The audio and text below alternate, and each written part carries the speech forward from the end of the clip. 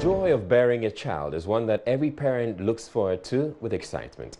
After the birth of the child, it is the parent's wish for that infant to develop and function fully. But what happens when that desire never becomes a reality?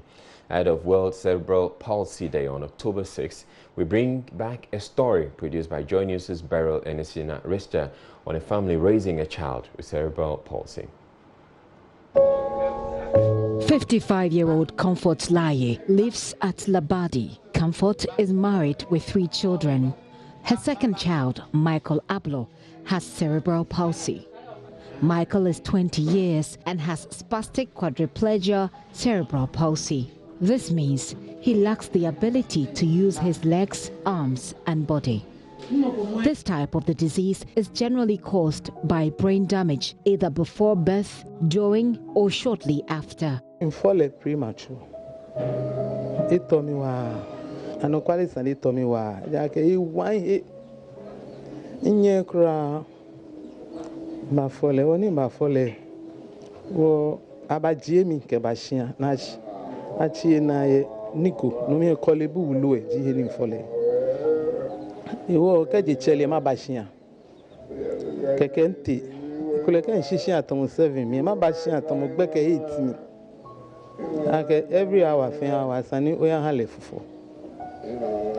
We jam on a jiwo.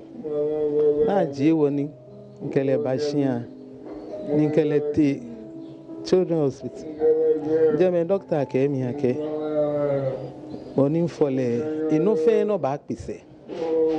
She no go be ni abanye afiye. You will Nkeleya check up. Keleti awa gbenetom ni pajemeya. Nu aba shi hospital doctor came here ke kule enye tashi ojogban. Enye no fair no back pisse. She natui.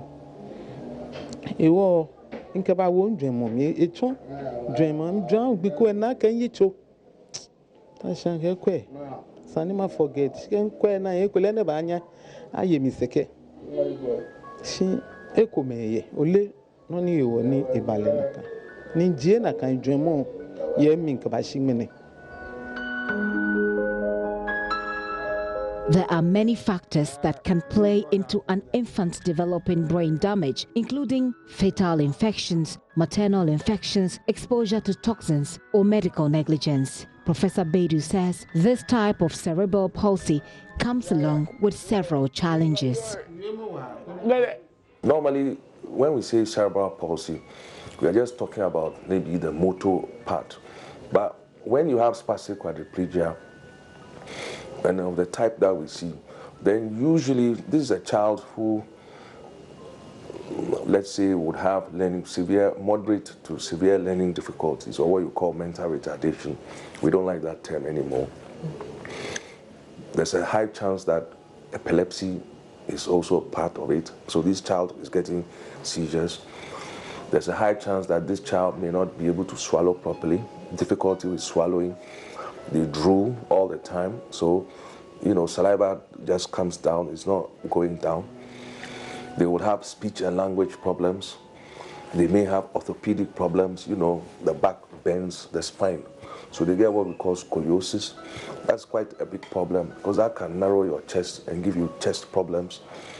Then of course you don't have the ability to move or potter around. Then your fine motor skills, your hand function, can you write, can you do that? So there's a lot, and then a lot of them too may have visual problems, all right? A lot of them may have what we call a squint, or may not actually see, because the brain doesn't process the image, because it's been damaged also. So spastic quadriplegia can be complex, can need quite a lot of professionals to try and get this child a decent life, and it can be challenging. Caring for a child with a disability can be one of the most heart-straining experiences a parent can go through.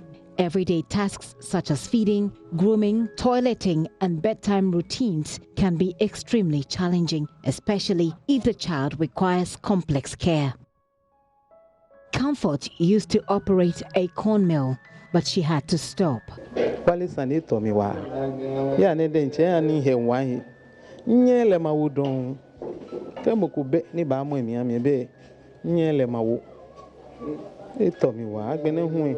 Only Gina Boundy, that been in Bonyomo Pampis. Leon Chumuko, Leon Panichumo, like Nichumowa.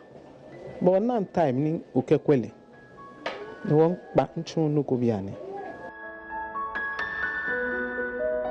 Michael has to crawl on his back or be lifted onto his wheelchair.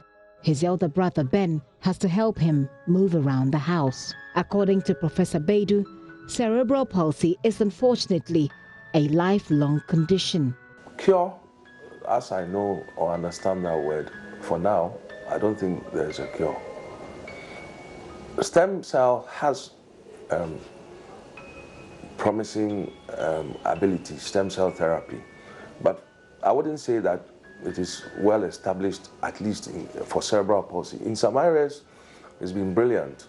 I think even for vision and hearing, injecting stem cells in the right ways, they've got dramatic results. But like I told you earlier, it looks like cerebral palsy, there are different things that can cause it actually. And so it is not like you have one maybe unique or solitary kind of problem that we can say for now when you use maybe stem cell therapy, then everything sort of goes away. I mean, if something has damaged you and it has made you get, let's say, mental retardation or what we call learning difficulties, it may not be easy to reverse all that with just one treatment.